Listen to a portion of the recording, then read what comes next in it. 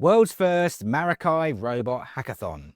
AI meets innovation at Queen Mary University.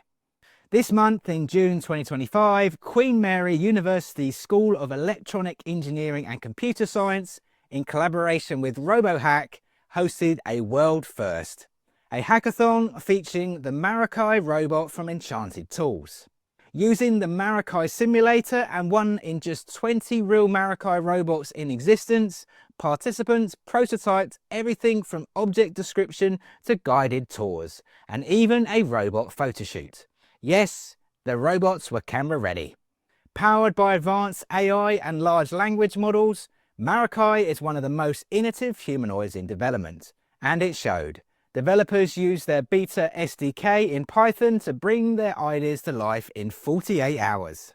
The event reached full capacity a week earlier, proving there's serious excitement around this tech. Enchanted Tools gained valuable feedback and participants walked away inspired.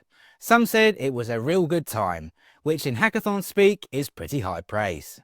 To get involved in future hackathons, visit robohack.org.uk and join the RoboHack community.